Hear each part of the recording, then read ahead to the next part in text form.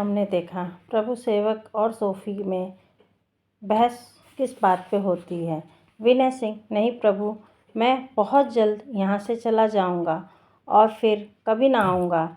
मेरा हृदय जलकर भस्म हो जाए पर सोफी को आँच भी न लगने पावेगी।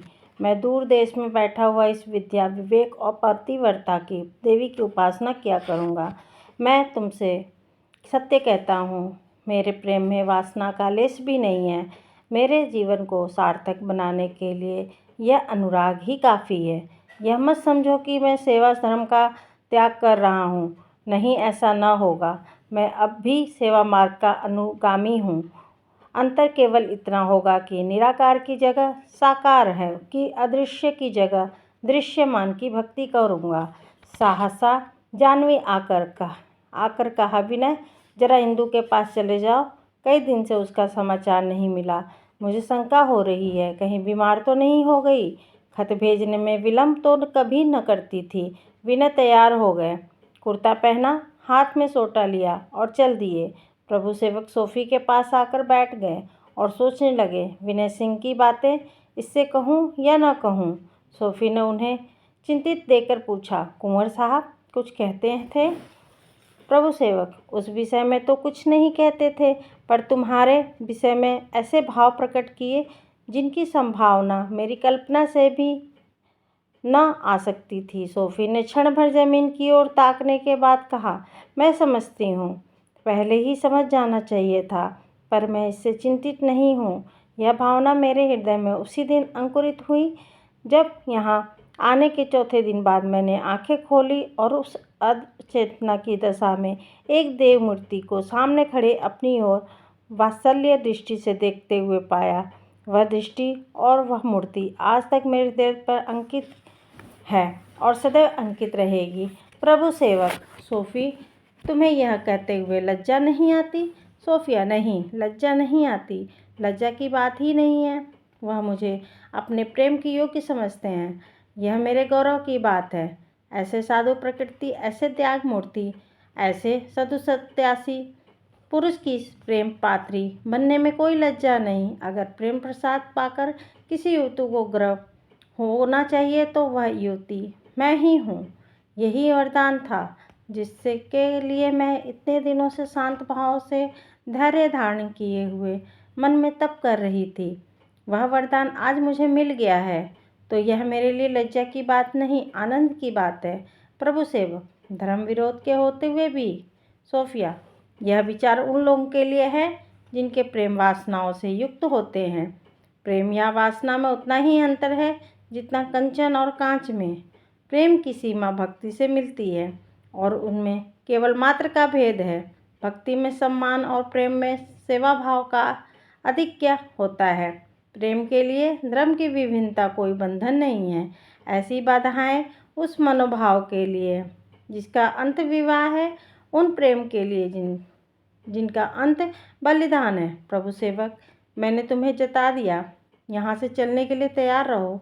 सोफिया, मगर घर पर किसी से इसकी चर्चा करने की ज़रूरत नहीं है। प्रभु सेवक, इससे निश्चिंत रहो। सोफिया, कुछ निश्चय हुआ? यहाँ से उनके जाने का कब इरादा है?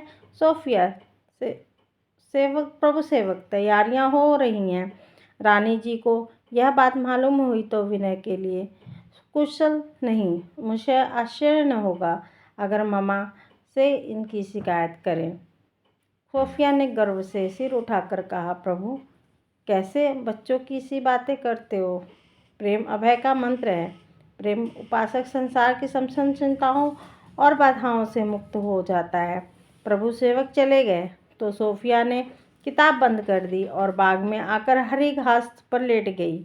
उसे आज लहराते हुए फलों में मंद मंद चलने वाली आयु में वृक्षों पर चहकने वाली चिड़ियों की कलवर में, आकाश पर छाई लालिमा में एक विचित्र शोभा, एक अकथनीय सुषमा, एक अलौकिक छटा का अनुभव हो रहा था। वह प्रेम रत्न पा गई थी। उस दिन के बाद एक सप्ताह हो गया। विनय सिंह ने राजपुताने को प्रस्थान न किया। वह किसी न किसी हीले से दिन टालते जाते थे। कोई तैयारी न करनी थी। फिर भी तैयारियां पूरी न होती थीं। अब विनय और सोफिया दोनों ही को विदित होने लगा कि प्रेम को जब वह स्त्री और पुरुष में हो, वासना से निर्लिप्त रखना उतना आसान नहीं जितना उन्होंने समझा था। सोफिया किताब बगल में दबाकर प्रातःकाल बाग में जा बैठती। शाम को भी कहीं और सैर करने न जाकर कहीं वहीं आ जाती।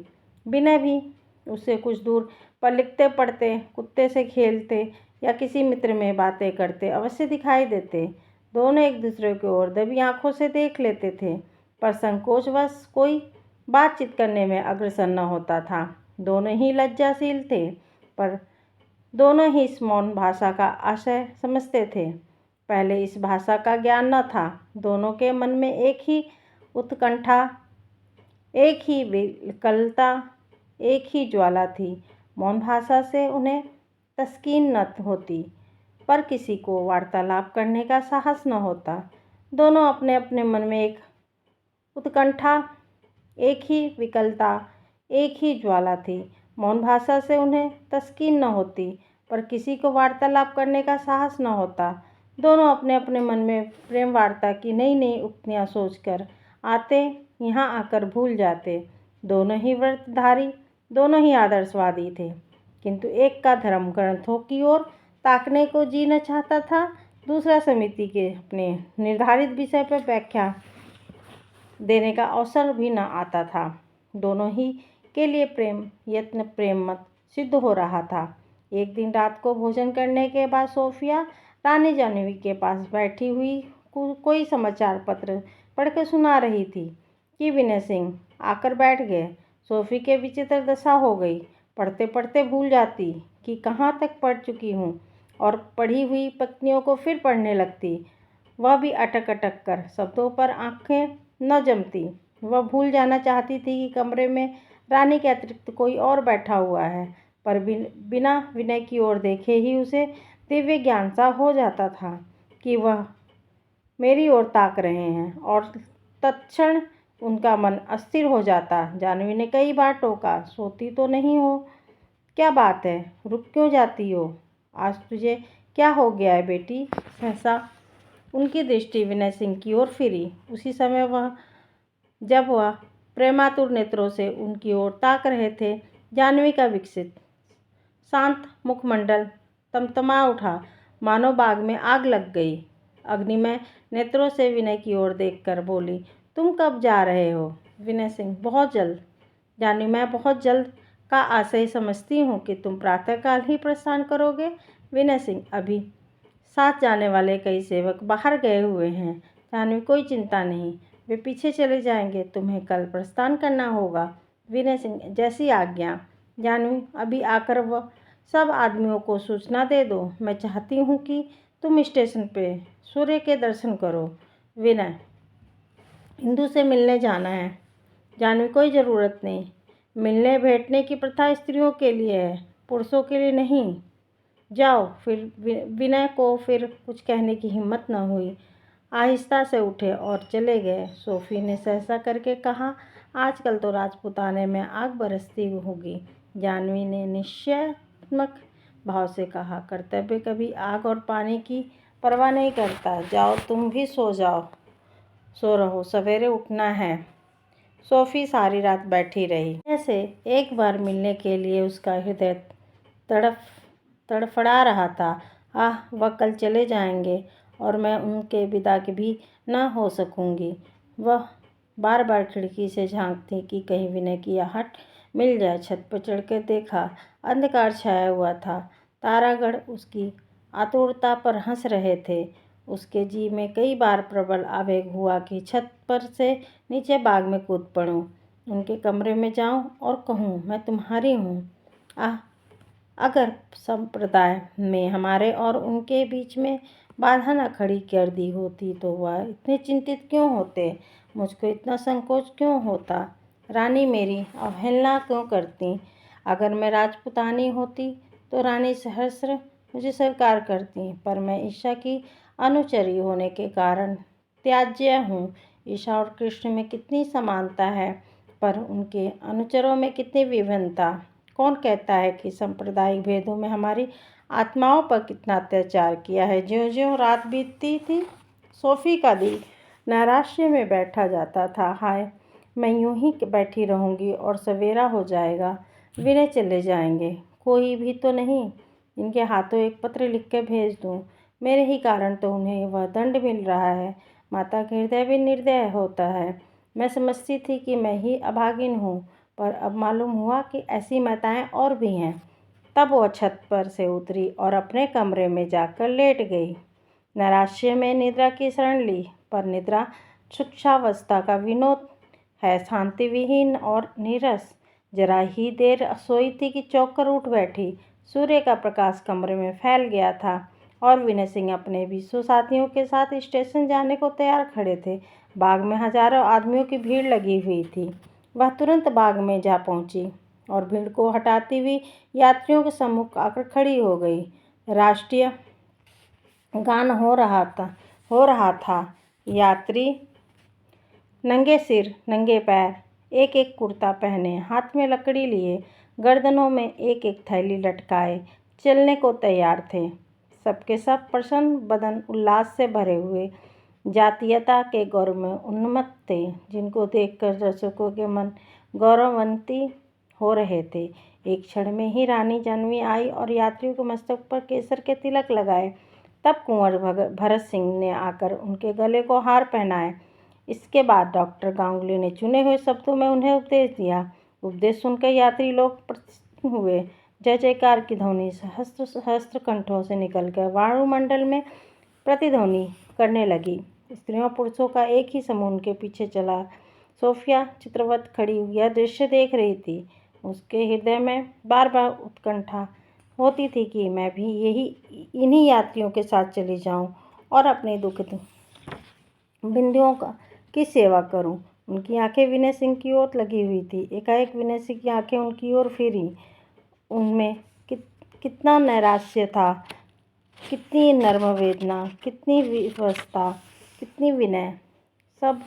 वह सब यात्रियों के पीछे चल रहे थे, बहुत धीरे धीरे, मानो पैरों में बेड़ी पड़ी हो। सोफिया उपचेतना की अवस्था में यात्रियों के पीछे चली और उस दशा में सड़क पर आगे पहुंची। फिर चौराहा मिला। इसके बाद किसी राजा का विशाल भवन मिला, पर अभी तक सोफ़ी को खबर न हुई कि मैं इनके साथ चली आ रही हूँ। उसे इस समय विनय सिंह के सिवा कोई और नज़र आ ही नहीं रहा था। कोई प्रबल आकर्षण उसे खींच लिए जाता था, यहाँ तक कि वह स्टेशन के समीप चौराहे पर पहुँच गई। अचानक उसके कानों में प्रभु सेवक की आवाज़ आई, जो बड़े वेग से फिट दौड़ाए चले जाते थे। प्रभु सेवक ने पूछा, सोफ़ी तुम कहाँ जा रही हो? जूते तक नहीं, केवल स्लीपर पहने हो। सोफिया पर घड़ों पानी गया। मैं इस वेश में कहाँ चली आई? मुझे सुध ही न रही। लजाती हुई बोली, कहीं तो नहीं? प्रभु सेवक, क्या इन लोगों के साथ स्टेशन तक जाओगी? आओ गाड़ी में बैठ जाओ, मैं भी वहीं चलता हूँ। मुझे तो अभी अभी मालूम हुआ कि ये लोग जा रहे हैं। जल्दी से गाड़ी तैयार करके आ पहुँचा, नहीं तो मुलाकात भी न होती। सोफ़ी, मैं इतनी दूर निकल आई और ज़रा भी ख्याल ना आया कि कहाँ जा रही हो। प्रभु सेवक, आकर बैठ जाओ, इतनी दूर आई हो तो स्टेशन तक तो चलो। सोफ़ी, मैं स्टेशन न जाऊंगी, यहीं से लौट जाऊंगी। प्रभु सेवक, मैं स्टेशन लौटता हुआ आऊँगा। आज तुम्हें मेरे साथ घर चलना होगा। सोफ़ी, मैं वहाँ न जाऊंगी। प्रभु सेवक, बड़े पापा नाराज़ होंगे। आज उन्होंने तुम्हें बहुत आग्रह करके बुलाया है। सोफ़ी, जब तक मामा मुझे खुद ले जाकर न ले जाएंगी, उस घर में मैं कदम न रखूँगी। यह कहकर सोफ़ी लौट पड़ी और प्रभु सेवक स्टेशन की तरफ चल दिए। स्टेशन पर पहुँचकर विनय ने चारों तरफ आंखें फाड़ फाड़ के देखा। सोफ़ी न थी। प्रभु सेवक ने उनके कान में कहा, धर्मशाला तक यूं ही रात के कपड़े पहने चली आई थी, वहाँ से लौट गई। जाकर खत जरूर लिखिएगा, वरना वह राजपुताने जा पहुँचेगी। विनय ने गदगद कंठ से कहा, केवल देह लाकर जा रहा हूँ, हृदय यहीं छोड़ जाता हूँ।